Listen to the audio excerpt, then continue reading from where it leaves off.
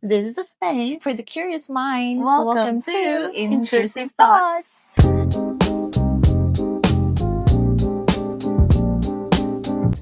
So, we're still here in Korea. Yeah, and- continuation ng mga episodes related to Yes. Korea.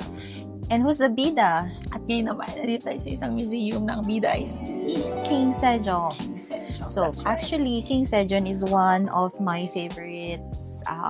Actually, siya lang naman talagang favorite ko. He's the fourth king of the Joseon dynasty. Mm-mm. And I love him because of his love for the people. So, yun, nandito kasi kami ngayon sa King Sejong Museum. And a while ago, di ba, sabi ko sa kanya, maluha-luha ka kapag pumunta ka sa Hangul Museum. So, we don't have time to go to Hangul True. Museum. So, dito na lang tayo sa King Sejong Museum. And kay Admiral Yi Shunshin. Shit. Yes, but another story. So, we're just gonna talk about leadership of King Sejong. Yes. Sobrang ganda ng leadership niya. Nakaka-amaze siya dahil, very for the people yung leadership niya talaga. Everything that he does is a desire na inclusive kasama. Lahat ng classes, lahat ng levels. Kumbaga mayaman ka, mahirap ka. Yung ginagawa niya would benefit everyone. Actually, hindi naman everyone, pero mostly nga focused on sa mga mahirap. Ordinary, common people. And that's what's amazing about King Sejong. Na parang, to have that kind of leader na ang ipaprioritize niya ay kung ano yung kailangan ng mga tao. Kapakanan ng mga Yes. tao. Yun bang tipong, not me, Oo. but about the people. Kasi diba, meron kasing interactive na ginawa tayo na parang kausap natin video. siya. Tapos, meron doon na question kung bakit tumira siya sa isang bahay than living in the palace, knowing na king siya. Tapos ang sagot niya, sobrang hirap ng panahon namin noon na Uncomfortable oo, and I'm not comfortable. Hindi kaya ng konsensya niya na tumira sa palasyo habang yung mga tao ay naghihirap. Naghihirap. Kaiyak, di ba? Bilang isang king na mahal mo yung mga tao, na namumuno ka ng tapat Dapat for the ganun. people. Dapat ganun ang leader ng bansa. Di ba, nakakalungkot siya. Yung heart ko nga, every time na pumupunta, third time ko na kasi dito sa Sejong Museum. And then Hangul Museum, 2 beses na ako. Every time na pumupunta ako, nababasa ko yung mga ginawa ng isang leader sa bansa niya. Yung focus niya is the people, not about himself and his family. Yung heart ko, as in, ganito yung lungkot na hinahanap ko. Kasi minsan, hindi ko alam paano masyadong malungkot. Kasi fighter tayo. Resilient tayo. Pero pag nababasa ko yun, parang, ganito ba yung lungkot ko dun sa sarili kong bansa? Exactly. Of course, comparing, I think nanggagaling yung lungkot ko kung ano yung na-experience ng bansa na meron ako. Diba? Yung kumaga, Or di kaya longing na, sana may for leader. this kind of leader na ang priority, hindi self-gain.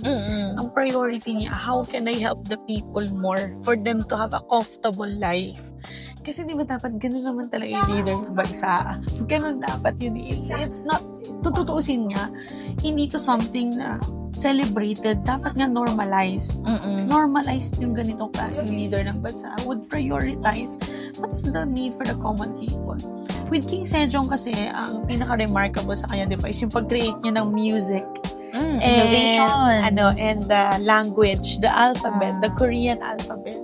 Known yun. Yung Hangul. Pero hindi lang pala siya kasi may mga innovation din na like yung astronomy. Yes. Sa Which is siya din ang nag-initiate. Kasi nga sabi nga doon sa pinanood namin kanina, parang dinaanan namin. Sabi niya, ang ginagamit nilang calendar ng ibang bansa na hindi nag-fit sa weather nila. In China. Arabia and China. So, parang hindi nagmamatch dun sa calendar ng mga farmers nila kung kailan Sa sila country nila. magtatanim. Alam mo yun, dahil hindi nakakatulong para sa ordinaryong mamamayan, create siya ng innovation, nag-tap siya ng matalinong tao na astrologer nila. And a good leader, alam niya kung sino yung itatap niyang tao. He knows kung sino yung tamang tao for the Oo. role, for the need, for the Actually, position. meron akong nabasa kanina eh. Meron siyang mga tinap na iba't ibang leaders. Correct. Na mga, yung isa ay strategist, academician sa academy. Yung isa naman ang consultant niya kapag ka mga diplomatic related na mga concerns. Kaya Tapos pala, yung astrologer. nabasa natin kanina, sabi niya, generally, everyone has one thing in which they are skilled. You have a talent that is one used to me. If you pour your heart into your work, you will gain trust. I ask you to devote yourself to your responsibilities and carry out my wishes. Yun ang ano niya, yun yung kumbagang one of the quotable quotes niya. Marunong siyang tumingin ng talent. Alam niya, as a leader, ito yung kakayahan ko. I can lead the people to do this and this. Kaya sabi niya, ito yung gusto kong mangyari, gawin niyo. Oo. And he knows that they are the best people for that role. Kaya ang galing niya. Yung hindi kailangan siya yung gagawa, no? Alam niya na, teka, A good leader doesn't do everything. Correct. Parang magaling dito siya. Yes, tama. So, dapat ganun. Alam mo yung strengths ng people mo and how to use that to the advantage. Not for self-advantage, kundi general advantage ng country. So, ang galing din niya. Leadership-wise talaga. Ang galing. Sobra. Yung heart, maganda yung heart niya for the people. Magaling pa siya, matalino pa siya. Tama, no? When you're a leader, you should have the heart and The mind. the mind. Yes. And then the hands. Yes. Okay, you can let other people to do it. Tama. I remember talaga yung devotional book na Lead Like Jesus. Oo. Ano yun sa pastoral theology sa ATS. Apat yun heart, head, hand. May isa pa, H din eh. Feet. 4H eh. Hindi. H. I forgot. Basta heart, head, hand. I forgot the last one. But anyway, na-appreciate ko yung heart tsaka head. Kasi yun yung top 1 and 2 na babasahin. Parang in order yun. So, parang na-appreciate ko siya kasi yun nga eh. Dapat may heart ka. Importante yun. Correct. Yun yung motivation mo to do the things eh. Pero hindi sapat na ganun lang. Hindi sapat na may motivation ka lang. Correct. Tapos wala kang ginawa. Tapos wala kang alam kung paano i-execute yun. Gusto mo lang mangyari na maayos yung buhay ng tao and wala na. Pero yung may head ka, How to do it. magaling kang mag-strategize, magaling kang mag-execute. That's additional something. Siyempre, hands to do the work. Hindi naman pwedeng ikaw lang yung direct ng direct. You should be able to do the work as well. Or possible din in a team. Pero dapat maganda na may heart lahat. Oo, dapat. Pero in a team, okay din na. Pare-parehas kayo ng heart. Pare-pareho kayo ng heart. Tapos, merong taga-conceptualize, merong taga-gawa. Kasi maganda yun. Siguro the good thing lang din, even it's King Sejong, yung bida dito sa museum na to, they really mention people who rallied with him. Exactly. Dun sa gusto niyang mangyari. Kasi yun dun sa pag-create ng Hangul, yung Korean alphabet, marami sila naging challenges along the way na parang Kasi matagal bago siya tines. binabangga na yung Chinese whatever kasi China yung prominent that time. May mga Confucianism na nagre-react na against it. Pero dahil may mga people who rallied with him, they were able to do it. And sabi mo nga ate, diba, yung Hangul, that's the identity. Oo. Yeah. Parang, ang sabi kasi is that many people at the time, hindi nila na-express yung gusto nilang sabihin. Hindi nila nababasa yung gusto nilang basahin. And so, nakita niya yon na gusto niya yung mga tao freely read and freely communicate with each other by using their own language. Kukunti lang naman ang nag-aaral noon sa I'm not really sure anong tawag, pero sa Chinese.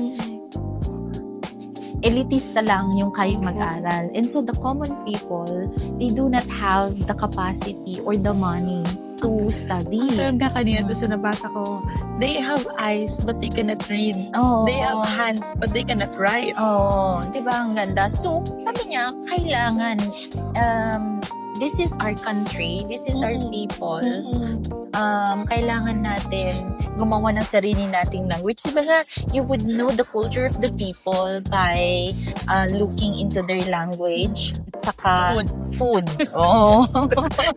Priority. Kaya, ako, talagang kumbaga, idol ko talaga si King Sejong in terms of how he loved the people. And ako, longing ako sa isang leader na mamahalin niya yung buong the people, kapakanan ng people, kapakanan ng bansa, hindi corrupt, ibibigay ang lahat para sa mga tao. Diba? Meron akong pati nga ako ate, one of the quotable quotes na appreciate ko din sa Alright. about common people yun. Yung nag-strike sa akin, sabi, the common people are the foundation of any country. It is only when this foundation is strong that a country can be stable and prosperous. Ganun yung mindset niya, no? Na itong mga common people na to, mga akala natin ordinary people lang, they are the foundation of the country. Hindi yung mga elitista, hindi yung mga mayayaman o mga aral. Correct. It's the common people that's the foundation of the country. At dahil pinalakas niya yun yung in-empower niya eh. Because of the Hangul eh. Yun yung in-empower niya, the common people. Yun inabot niya. Yes, yun yung reach out niya. So, ang nangyari, karoon na stability yung buong bansa. Ganun niya, kumbaga, tinitignan. Bina-value yung mga common people. And as a leader, that's an important, kumbaga, trait, di ba?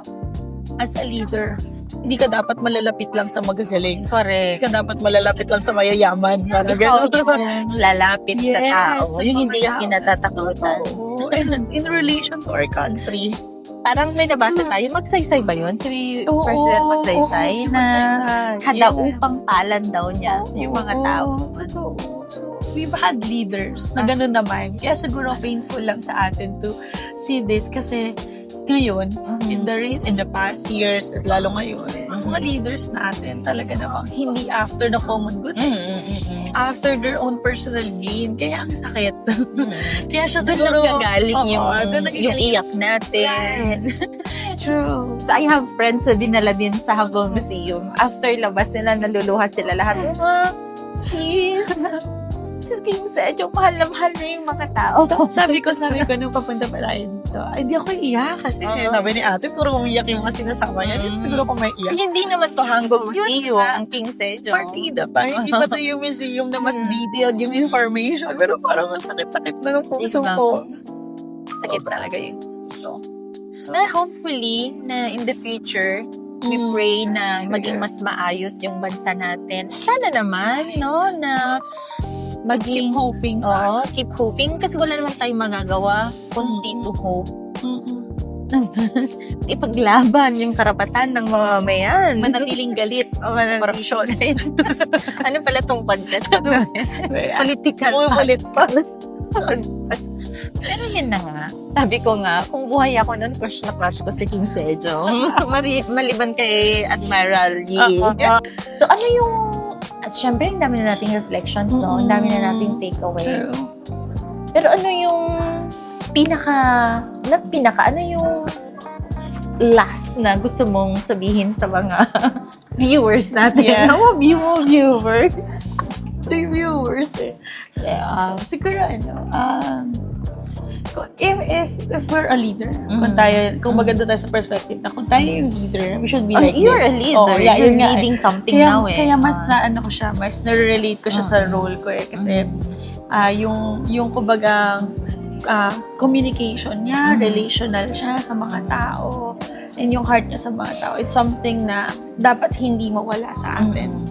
It is something na dapat every aspect of our decision, every aspect of our action would come from a desire to bring the people talaga, to come to the people, to reach out to the people. Yun talaga yung pinaka-major. Ngayon naman sa parang on a perspective naman ng Pinoy, on a perspective naman ng kumbaga bumoboto. Let's seek for these kinds of leader.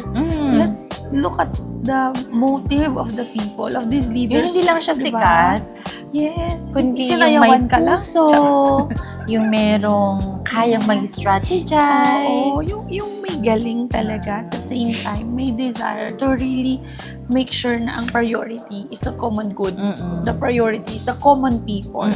Again, sabi nga ni King Sejong, it's the foundation of our country.